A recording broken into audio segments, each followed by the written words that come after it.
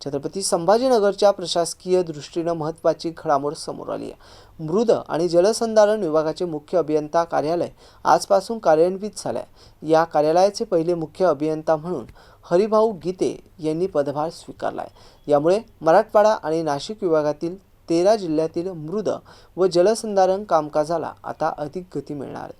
राज्य शासनाच्या 27 मेच्या शासन निर्णयानुसार छत्रपती संभाजीनगर येथे मुख्य अभियंता मृद व जलसंधारण कार्यालयाची नव्याने स्थापना करण्यात आली असून आजपासून या कार्यालयाने अधिकृतपणे कामकाज सुरू केले आहे। या कार्यालयाचे पहिले मुख्य अभियंता म्हणून हरिभाऊ गीते यांनी पदभार स्वीकारला।